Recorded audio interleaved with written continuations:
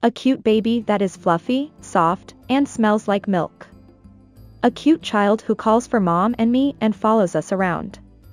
The crystallization of love with a beloved person. Many couples who want to raise such a child work hard on fertility treatments. We were supposed to be one of those couples.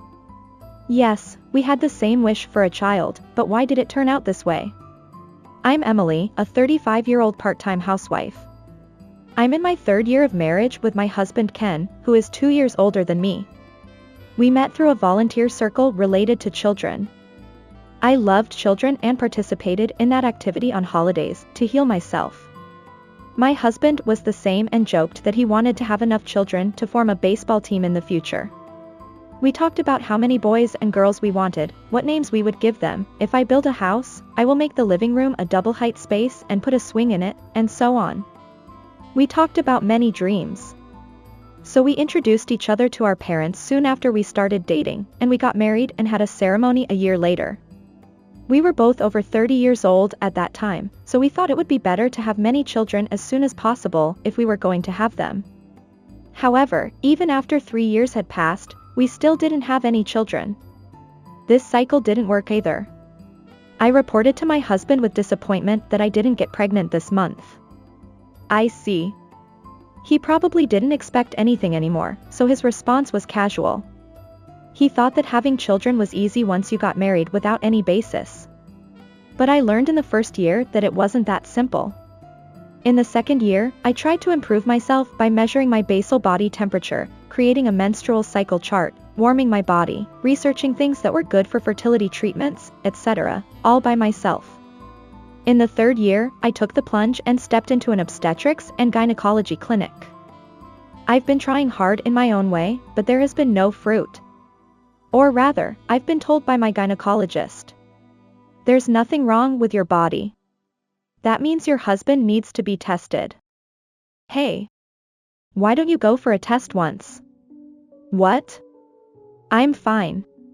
I've never had any problems with my health checkups. Don't you think infertility tests are not done during health checkups? But I'm not the one who's going to give birth. I'm the one who's going to give birth, but you're the one who's going to provide the seed, right? Men's tests are not painful and are over in no time. But it's embarrassing. I feel embarrassed every time and it hurts. Suppressing my desire to complain like that, I try to get him interested.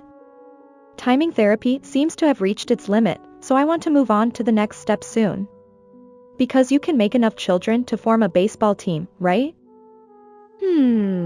Is this man only capable of saying, I think he has male pride or something like that, but he can't move forward without enduring the test. Even if my husband's test results are bad, I'm prepared to live with him. I want children too, but my husband is more important. Doesn't he know or pretend not to know about my feelings and efforts? Today too, my husband ignored my wishes and just fiddled with his smartphone. And there is another person who doesn't understand this situation besides my husband. You still can't have children? My mother-in-law visited our house on my day off as usual and threw harsh words at me. Yes. It's because you're working. Quit soon. But it costs money for treatment. If you quit your job, you can do it right away, so you don't need treatment costs. If it were such an easy story, I would quit my job too. Change hospitals, too. Go for an examination at a place with better facilities, and if they find any abnormalities, it'll be fine. Abnormalities? That's presuming there's something wrong with my body. If you want grandchildren so much, can't you ask Ken to take an examination too? Can't you ask him, mother-in-law? I was tired of being blamed every time, so I let out my true feelings unintentionally. My mother-in-law dotes on her son so much that she turns into a demon when she says anything bad about him. Do you want to say there's something wrong with my son? Rather than the cause. The doctor is also troubled because the treatment plan cannot be determined without my husband's examination. There's no way my son has a problem. Don't blame my son or the doctor just because you're infertile. Yes. Of all things, infertile. What era is that word from? If written in kanji, it would be Ishiana, stone woman. I understand that you don't want to admit the possibility of a problem with your precious son. However, what kind of thought process is it to conclude that I'm the one who's strange? Honestly, that's why I told him to find a younger wife. My mother-in-law continues to mutter as if she wants me to hear it. Since my mother-in-law always responds like this, I turn a deaf ear. My heart has been paralyzed by years of sarcasm, going from one ear to the other. Yes, pass, pass. After that, the same thing repeated for a while. Only I went to the hospital, and even though I was told by the doctor that timing therapy was impossible, I still couldn't get my husband's cooperation. However, my husband was actively involved in making babies even if he refused to be tested. But at some point, even that activity stopped. With this situation, unless a stork physically brings it, we won't have a child. But I was relieved because I was tired of long fertility treatments. I don't have to worry about my cycle and feel restless or disappointed anymore. My husband feels the same way. I thought it was a period of rest and didn't pay much attention to it. But that wasn't the case. Let's get divorced. One day, my husband suddenly handed me divorce papers. Why? I was confused by the unexpected turn of events. My husband laughed and said, "Of course, it's because we can't have children. It's not just my problem. If you get tested, we might be able to conceive." That's it. My husband looked down on me as if I were something dirty. It's like I'm defective. I'm tired of being treated like that. No. I just wanted a child with you. I thought you wanted the same thing. So we tried our best as a couple. When a woman turns 35, she's called an older mother, right? Your body can't handle it anymore. This person could say such terrible things so easily. No wonder he takes after his mother. I want a child. That's why I decided to change partners. Change partners? You mean divorce? Remarry? Or rather, are you saying you're having an affair? Don't use such vulgar words. I just chose a young woman who can have children. That's terrible. You're the terrible one. You broke the promise to have many children. My mother is also disappointed that she won't see her grandchildren's faces. I can't keep up with infertility treatments anymore. That's right. My mother-in-law, who had somehow entered the house, glared at me with the same eyes as my husband, looking down on me. I should have done this from the beginning. I found the next wife. What? She's young, cute, and obedient. She'll definitely become a wonderful wife and give birth to many children. Unlike you. Certainly, my mother-in-law said she wanted a young bride. But who could have imagined that they would really try to replace me while we were still married? What do these people think of me? Am I just a machine for having children, and they want to replace me because I'm broken? I gradually regained my composure as the blood rushed back to my head from the unexpected turn of events. I've had enough. Everything that remained, including my feelings, flew away. I don't want to think that these 3 years of pain and suffering were in vain, but more than that, I absolutely don't want a child connected by blood with these people. I don't want to dedicate my precious life to such a man. I understand. I agree to a divorce. I bite my trembling lips in anger and play the role of an understanding wife. It's helpful to have an understanding wife. In return, I will definitely collect alimony from you and your mistress. Oh. You're at fault too. That's why you can't have children.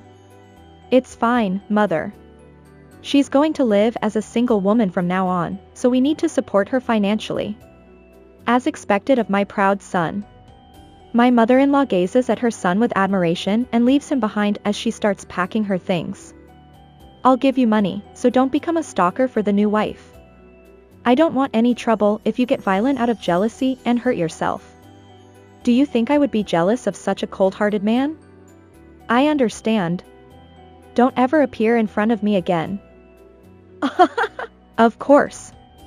I wanted to see the face of the new woman who chose such a man, but if she pays me properly, that's fine.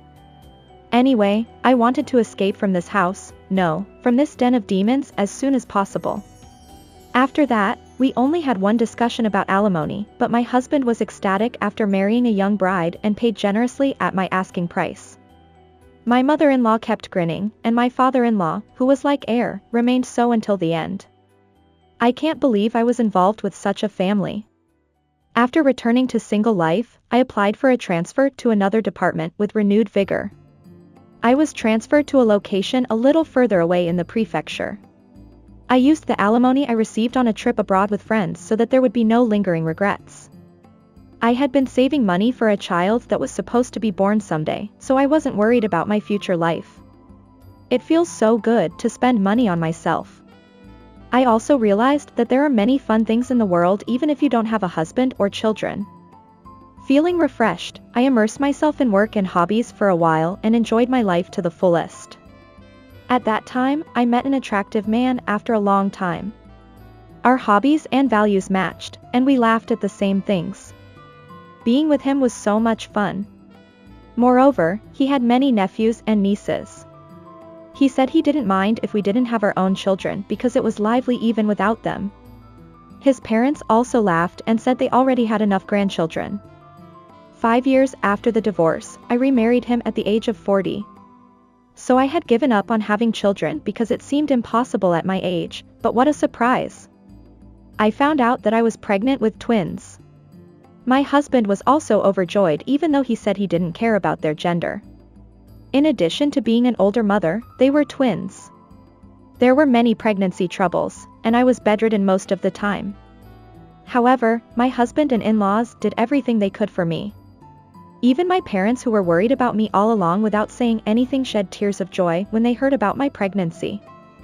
Finally, boy and girl twins were born safely. My experienced in-laws helped me raise them, and it was reassuring to have them around. Raising children is hard work, but I was happy every day surrounded by kind families. One day, I went to the largest shopping mall in the area. I was pushing a large stroller for my twins and leisurely browsing the stores when I noticed a man staring at me. I wondered who he was, perhaps an acquaintance. Without paying any attention to my suspicious expression, the man called out, "Emily. Could it be Ken?" It was my ex-husband whom I had divorced 5 years ago. After the divorce, he appeared in my nightmares for a while, but I had completely forgotten about him since becoming pregnant with twins. His face and physique had changed quite a bit, he had become overweight and seemed very unhealthy. Do you have children?" He stared at me with a dumbfounded expression as he looked at the stroller. Wasn't it infertility? This man, is he still saying that? I've told you many times before. There was nothing wrong with my body. I'm not like the infertile woman your mother described. Huh? Where is his voice coming from? Then I noticed that there was a woman standing next to him. In contrast to my overweight ex-husband, she was extremely thin.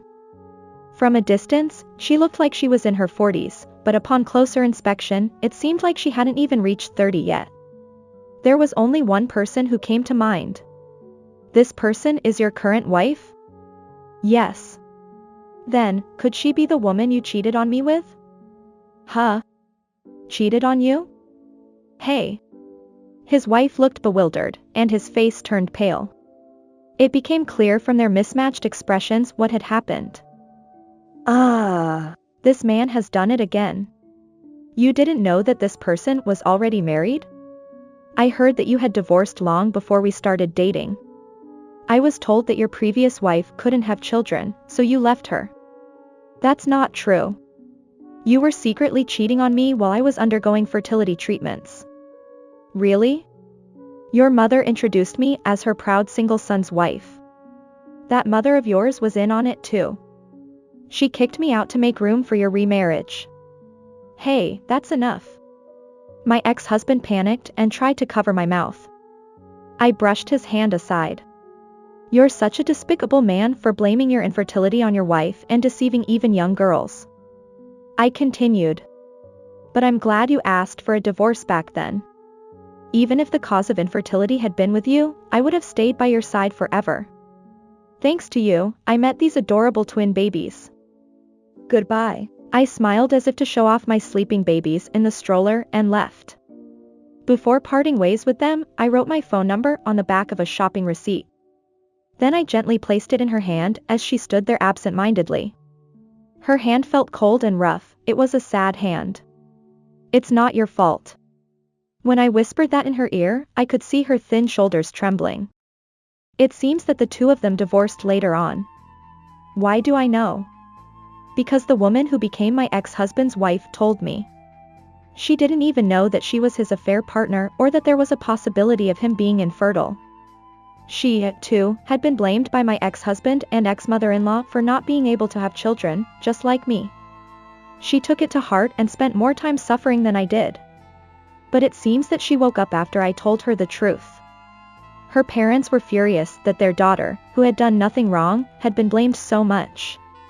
When they forced my ex-husband to undergo an examination at the hospital, it turned out that he had almost no sperm. The doctor told him that if he had received treatment when he was a little younger, there might have been a possibility. It's really too foolish. After explaining the circumstances of the divorce, she apologized to me even though she had done nothing wrong. So I told her to spend the alimony freely like I did and enjoy herself as much as possible. She laughed while crying. She's still young, so she should have many good encounters in the future. But I can't imagine such good luck coming to the worst ex-husband. Shortly after breaking up with her, my ex-husband called me on the phone. "You were the one who loved me the most after all. So won't you come back?" "Of course, it's fine if the children come with you too. I'm confident that I can love them if they're your children. There might be traces of my genes left inside you who loved me. Those children can be called mine without any mistake, don't you think?" A chill ran down my spine. "I don't think so at all. It's really disgusting, so please spare me. It's because your head is filled with delusions like that that no children came to you. Do you understand?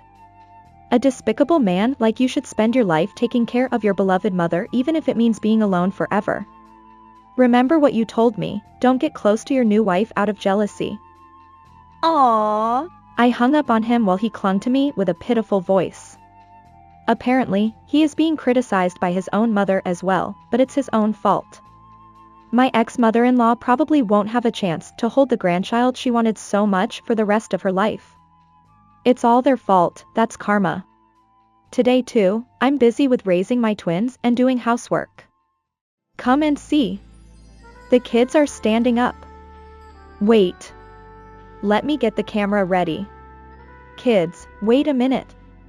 Sit down until mom comes. Papa, that's unreasonable. My husband and I have become complete doting parents and are desperately trying not to miss any moment of our children's growth. Of course, childcare isn't always fun. But those moments when my children show me their smiles and my husband loosens his cheeks with affection are the happiest moments. What I wanted back then is right here now. I hope these lovely days will continue forever and ever.